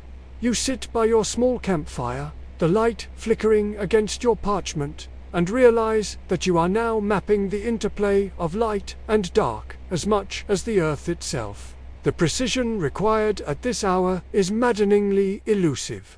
To accurately record the relief of the land, the way it rises and falls, you rely on the shadows to define the contours. In the 19th century, before the advent of aerial photography, this was how we gave maps their three-dimensional feel. You use a technique called hackering, drawing thousands of tiny, delicate lines that follow the direction of the slope. The closer and darker the lines, the steeper the hill. Under the moonlight, your eyes begin to play tricks on you. You find yourself squinting at a ridge, trying to determine if that dark smudge is a vertical cliff or just a very long shadow from a very tall spruce tree. It's a slow, rhythmic process that feels more like engraving than drawing, your hand moving with a mechanical steadiness to keep the scale consistent. A widely accepted historical fact of this era is that mapmakers often worked late into the night to catch the low sun or high moon angles, which revealed the subtle textures of the ground that are washed out by the flat light of midday. These nighttime sessions were essential for creating the beautiful, shaded relief maps that would eventually be printed in London. You feel like a bit of a lunar architect, building mountains out of charcoal and moonlight. You've noticed that your hand-eye coordination is actually better in the dim light. Perhaps the lack of visual clutter allows your brain to focus more on the essential shapes. Or perhaps you've just had so much tea that your nervous system is in a state of hype. A quirky detail you've discovered about working at night is the ink freeze. Even in the summer, the temperature in the Canadian wilderness can drop precipitously once the sun disappears. You've had to start keeping your ink bottle nestled in a wool sock near the edge of the fire to prevent it from thickening into a sludge that refuses to leave the quill. You also have to be careful not to lean too close to the flames, lest you accidentally singe the edge of the king's official geography. You once saw a map in the archives that had a perfect, charred circle in the middle of a forest. The surveyor had written a very polite note in the margin explaining that a rogue spark from a hemlock log attempted to claim the territory. You find yourself chuckling at the thought of a map having its own battle scars. Historians still wonder if the nocturnal mapping sessions led to some of the more imaginative features found on 19th century charts. When you're staring at shadows for 4 hours in the middle of a forest, the mind starts to see patterns that might not actually be there. Did that perfectly circular lake actually exist, or was it just a trick of the moon hitting a patch of mist? There is a scholarly debate about the subjectivity of the shadow. To you, it feels like a collaboration. The moon provides the contrast, the land provides the form, and you provide the interpretation. You've started to realize that every map is a record of how one person perceived the world at a specific moment in time. The precision of your work is interrupted by a low, rhythmic sound, the hooting of a great horned owl. It's a deep, resonant hoo-hoo-hoo that seems to vibrate the very air around your ears. You look up, searching the dark branches of the pine trees. For a moment, you see a pair of large, yellow eyes reflecting your campfire light before the bird takes flight, its wings making a sound like velvet being pulled over silk. You record the owl's position in your ledger, not because it's geographically significant, but because it feels like a landmark of the night. You've started to think of the forest as a series of sound marks as much as landmarks. The owl is the north, the rushing creek is the east, and the silence of the pines is the west. As you finish the final topographic sketch for the day, your hand is trembling slightly from the cold. You blow on the parchment, the ink glistening like wet tar for a second before setting into the grain of the paper. You feel a profound sense of satisfaction. You've captured the bones of the valley in the most difficult light possible. The shadows you've drawn aren't just dark spots. They are the evidence of the land's strength and its height. You've turned a confusing mess of silver and black into a coherent, measurable story. You realize that your perspective on accuracy has changed. Back in London, accuracy meant a perfect mathematical reflection of reality. Here, accuracy means capturing the feeling of the slope, the way it makes your calves ache, and the way it catches the light at 2 in the morning. You've moved beyond the numbers and into the poetry of the terrain. You look at your map and see not just a mountain, but the memory of how that mountain looked when the moon was exactly 45 degrees above the horizon. It's a very specific, very personal kind of truth. The fire is dying down now, the embers glowing like a small, grounded galaxy. You decide it's time to call it a night. You carefully roll up your parchment and place it in the iron-strapped chest, which is now nearly full.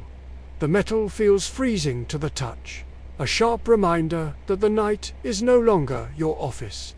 You stretch your back, your spine making a noise like a dry twig snapping. You are exhausted, but it's a clean, productive exhaustion. You've done your duty to the society, and you've done your duty to the moon. As you crawl into your bedroll, the long shadows of the trees dance across the ceiling of your canvas tent. They look like giant, reaching fingers, but they don't frighten you. You know their geometry now. You know their source. You drift off to sleep, thinking about the next day's light and how it will transform the world yet again. In the life of a mapmaker, nothing is ever truly finished. It's just seen from a different angle. And tonight, the silver angle was just right. As the last of the ink dries on your topographic sketches, the night air turns from a chill to a biting cold that settles into your marrow. It is time to retire from the lunar office and begin the rhythmic, somewhat stubborn task of constructing your canvas sanctuary. In the 19th century, a surveyor's tent was not a pop-up marvel of nylon and fiberglass. It was a heavy, temperamental beast made of thick, oil-treated canvas and sturdy poles of spruce or ash. Setting it up is less of a chore and more of a choreographed dance with gravity and physics. You begin by clearing a patch of ground, sweeping away the pine cones and the most aggressive rocks, until you have a flat stage for your evening's rest. The ritual of the tent involves a repetitive, hypnotic series of movements. You spread the canvas out, its heavy fabric smelling of linseed oil and the ghosts of a dozen previous campsites. Then comes the struggle with the wooden stakes. You've noticed that the earth here is either as soft as butter or as hard as a diamond, with no middle ground. You use the back of your small hand axe to drive the stakes into the soil. The thwack-thump of the wooden wood echoing through the silent trees. There is a dry humor in how much effort it takes to build a house that you are just going to tear down in 8 hours. You find yourself talking to the stakes as if they were unruly children. Stay put, Arthur, don't you dare wiggle, Beatrice. It's a bit of campsite madness that helps pass the time as your fingers grow numb. Historically, these canvas tents were the only thing separating an explorer from the elements, and their design hadn't changed much since the days of the Roman legions. They were surprisingly resilient, capable of shedding a torrential downpour or standing firm against a mountain gale, provided you knew how to tension the guy lines correctly. Mapmakers like you often spent months at a time living in these small, triangular universes. You realize that your tent isn't just a shelter. It's your laboratory, your dining hall, and your bedroom all rolled into one. It is the mobile embassy of your own personal civilization, and you take a weird amount of pride in getting the ridgeline perfectly straight. A sagging tent is the mark of a sagging mind, or so your old mentor used to say while hitting you over the head with a rolled-up chart. A quirky detail you've discovered about 19th century camping is the balsam bed. Before you pull the canvas over the frame, you gather several armfuls of young balsam fir branches. You lay them down in a thick, overlapping pattern, needles up, to create a natural spring mattress. It is, without a doubt, the most aromatic bed in the world. As you pile your wool blankets on top, the scent of crushed citrus and pine rises up to meet you. It's a sensory luxury that no hotel in London could ever replicate. You've also learned to tuck your boots at the very foot of the bed, inside the blankets, to prevent them from freezing into solid blocks of leather by morning. Lesson learned the hard way after a particularly frosty night in the Lorenz. As you finally pull the last flap shut and tie the leather toggles, the world outside vanishes.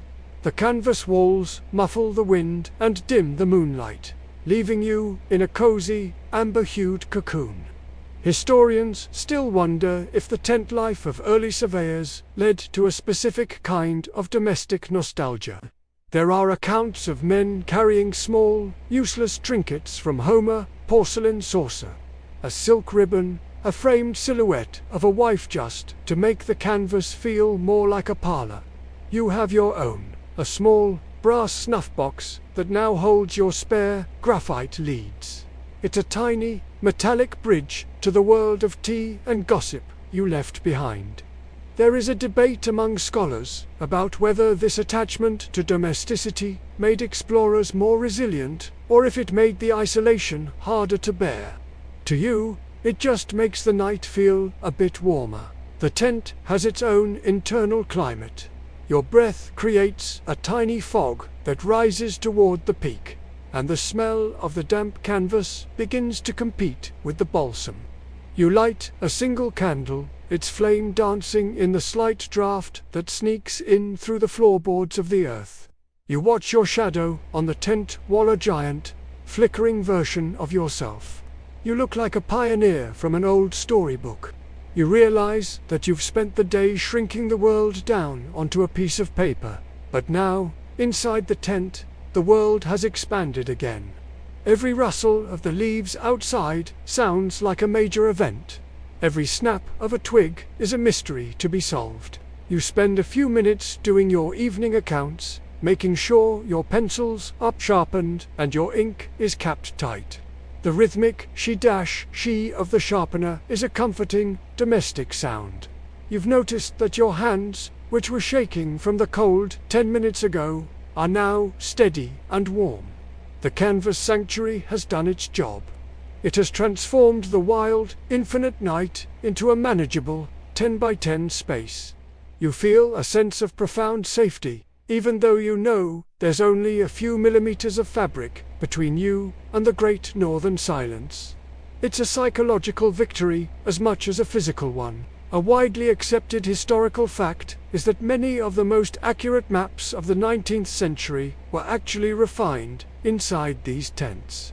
While the raw data was gathered in the field, the fine line work and the beautiful calligraphy were often done by candlelight. While the surveyor listened to the rain drumming on the canvas, you look at your tabular flatboard resting on your oak chest and feel a connection to those nameless men who sat in similar tents. Perhaps on this very riverbank, 100 years ago. You are part of a quiet, ink-stained brotherhood. You add one final note to your ledger about the quality of the balsam here, noting that it is exceptionally springy with a hint of lemon. The candle is burning low, the wax pooling in the brass holder. You decide it's time to extinguish the light. You take a deep breath, the scent of the fir needles filling your chest, and blow. The tent plunges into a soft, velvety darkness, broken only by the faint, silver glow of the moon through the fabric. You slide into your wool blankets, the balsam bed yielding beneath you with a gentle, hushing sound. Your muscles, which have been taut all day, finally begin to unravel. You feel the weight of the day's miles lifting off your shoulders. As you lie there in the dark, you listen to the forest settling in. The tent creaks slightly as the temperature drops, the wood and canvas adjusting to the cold. It sounds like the ship you took across the Atlantica, slow, rhythmic groaning that speaks of endurance. You are safe, you are warm. You are exactly where you are supposed to be on the map. You drift towards sleep, the image of your straight ridgeline and your sturdy stakes giving you a sense of quiet accomplishment. The sanctuary is built, the world is mapped, and for tonight, that is more than enough. Outside the heavy canvas of your tent, the world has surrendered to the deep, blue-black stillness of a Canadian midnight. You decide to step out one last time, your boots crunching softly on the frost-dusted pine needles to tend to the evening hearth. The fire has burned down to a concentrated mound of pulsating rubis, a glowing heart of embers that provides more warmth than a dozen dancing flames ever could. You sit on a low stump, leaning forward so the heat of the coals bathes your face and hands. In the 19th century, the fire wasn't just a stove or a light source. It was a psychological anchor. It was the hearth that turned a random coordinate in the wilderness into a home. You watch the sparks dance, tiny orange nomads rising on the heat, drifting upward until they are indistinguishable from the distant stars. The hum of the evening hearth is a subtle symphony. There is the occasional pop of a hidden pocket of resin, the soft hiss of a green twig, and the steady, low-frequency thrum of the glowing logs settling into the ash. It's a sound that invites reflection, the kind of long, slow thoughts that only happen when there are no clocks nearby. You find yourself thinking about the sheer vastness of the unmapped world stretching out in every direction. To the north, thousands of miles of tundra and ice. To the west, the jagged, unnamed teeth of the mountains you labeled today. It's a bit like being a single candle held up against a hurricane of darkness. Instead of feeling overwhelmed, however, you feel a strange sense of companionship with the void. You've put a few more lines on the paper. You've made the darkness just a little more familiar. Historically, the campfire was the social and intellectual hub of any 19th century expedition. This was where the field notes became stories. While you are traveling solo, you are participating in a tradition where the days, hardships, the mosquitoes, the capsized canoes, the stubborn hardtack were transformed into legends over the embers. Mapmakers of the era were known to be quite philosophical by the fireside, often recording profound meditations on nature in the same journals they used to calculate the height of a plateau. You realize that the fire acts as a filter, burning away the trivial stresses of the day and leaving behind the pure, glowing essence of the experience. You are no longer annoyed by the itchy wool of your coat or the smudge on your page. You are only aware of the warmth and the silence. A quirky detail about the campfire culture of the 1800s was the belief in the medicinal properties of wood smoke. Some surveyors swore that breathing in the smoke of specific trees, birch for clarity, cedar for the lungs, could cure everything from melancholy to the agues. You find yourself leaning into a plume of cedar smoke, letting the sharp, clean scent clear your head. Whether it's medicinal or not, it certainly smells better than the lard and tar repellent you've been wearing. You've also noticed that you've become a bit of a fire snob, able to tell the difference between the steady, reliable heat of a maple log and the bright, frantic, but ultimately disappointing flare of a balsam branch. You've curated your hearth tonight with the precision of a jeweler, choosing only the best hardwood to ensure a long, slow burn. As the embers shift, they reveal different shapes, glowing canyons, and crumbling mountain ranges that look remarkably like the ones you've been drawing all day. Historians still wonder if the visual language of the campfire influenced the artistic style of early maps. The way a fire illuminates the foreground while leaving the background in deep, mysterious shadow is reflected in the dramatic chiaroscuro shading found in many Victorian charts. There is a scholarly debate about whether mapmaking was a purely scientific endeavor or a form of landscape art born of the flickering firelight. To you, staring into the coals, the two feel inseparable. You are drawing what the light allows you to see, and tonight the light is very kind. The air around you is perfectly still. Yet you can feel the breath of the forest, the slow, rhythmic expansion and contraction of the temperature as the earth cools. You find yourself thinking about the people back in the city, huddled in their coal-heated rooms, never knowing the absolute clarity of a night like this. There is a certain dry humor in your situation. You are technically a man of science on a royal commission, yet you are currently obsessed with the way a piece of charred wood looks like a sleeping bear. You realize that the wilderness has stripped away the pretenses of your profession, leaving you with a childlike wonder that you haven't felt in years. You aren't just mapping the land, you are remapping yourself. The fire is beginning to fade, the red glow darkening to a dusty grey as the ash covers the embers. You take a small branch and stir the coals, sending one last flurry of sparks into the air. They look like a miniature version of the Milky Way, a tiny, temporary galaxy that lasts for only a few seconds before winking out. You feel a deep sense of peace, a physical relaxation that starts in your toes and works its way up to your shoulders. The hum of the hearth has done its work. The unmapped world doesn't feel like a threat anymore. It feels like an invitation. A widely accepted historical fact is that the invention of the lucifer match in the 1820s revolutionized the life of the explorer, making it infinitely easier to start a fire in damp conditions. Before that, you'd be hunched over a piece of flint and steel, praying for a spark while your teeth chattered. You give a silent thanks to the inventors as you check your own tin of matches, ensuring they are dry and safe. It's a tiny technology that changed the history of the world, one warm night at a time. You realize that your entire expedition is built on these small, human triumphs: a dry match, a sharp pencil, a sturdy tent. You stand up, your joints giving a satisfyingly loud crack in the silence. You take one last look at the stars, which are now so bright they seem to be vibrating. You can see the Great Bear and the North Star, the celestial anchors that have guided map makers for centuries. You feel a sense of alignment with them. You are part of the same grand, geometric order. You turn back toward your tent, the canvas glowing faintly like a giant paper lantern in the dark. As you crawl back inside and settle onto your balsam bed, the scent of the fire lingers in your hair and on your skin.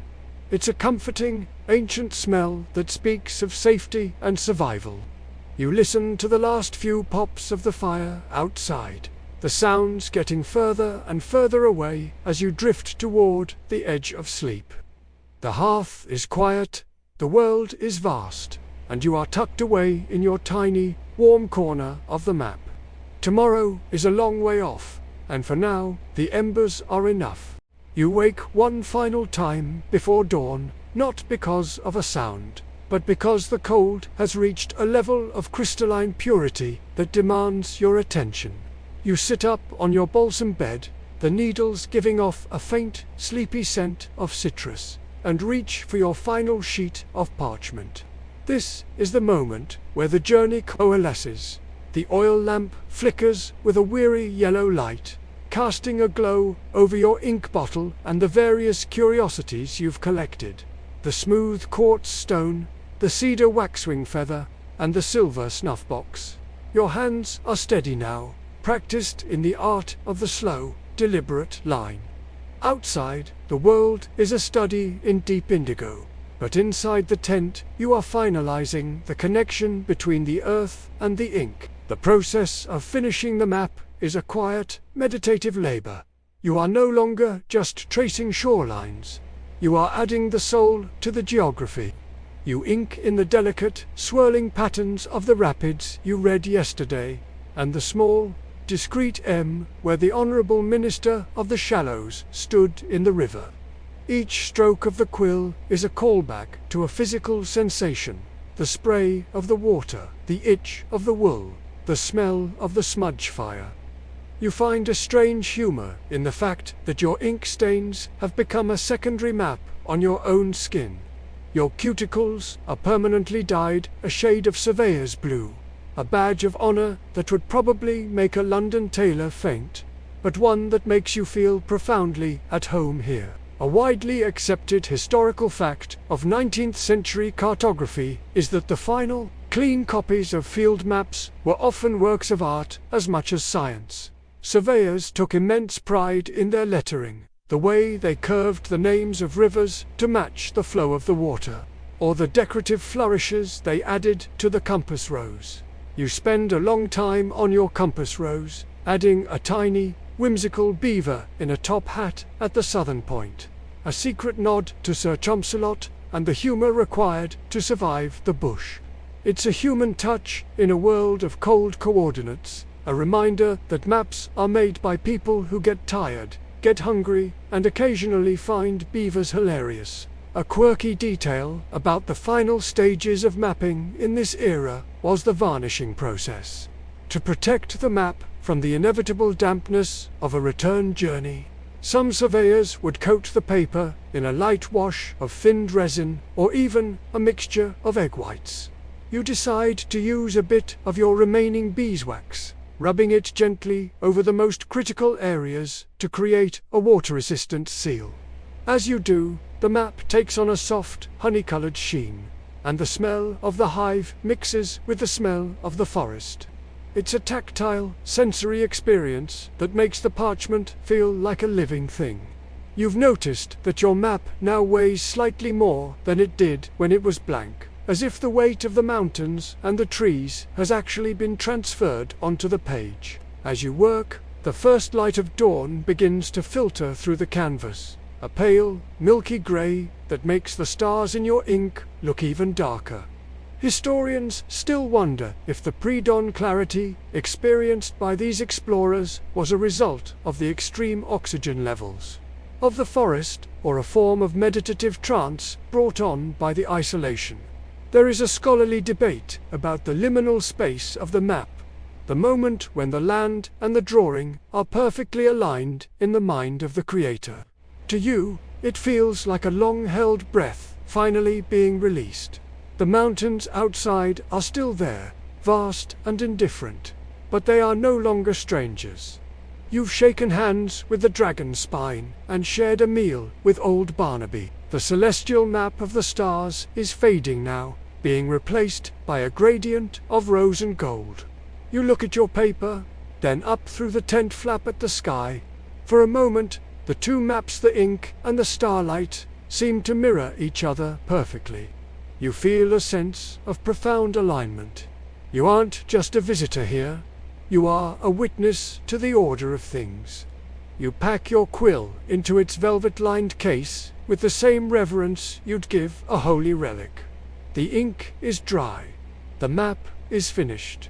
The unknown has been, in some small, beautiful way, befriended. You feel a deep, restorative tiredness.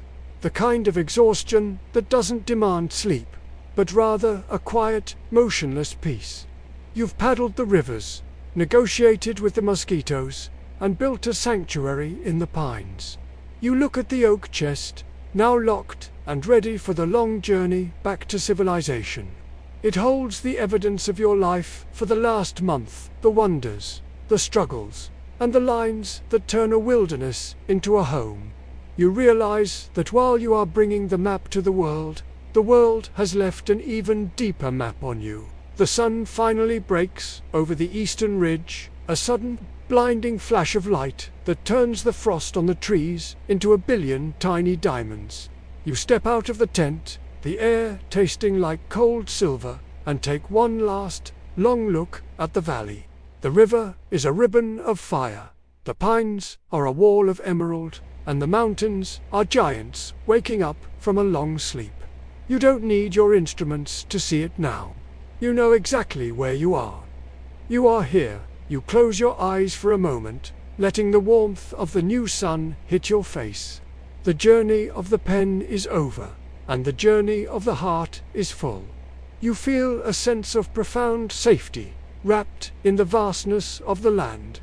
The lines are drawn, the labels are set, and the world is exactly as it should be. You take a slow, deep breath, smelling the pine and the fading smoke of your hearth, and prepare yourself for the final, quiet transition from the mapmaker to the sleeper.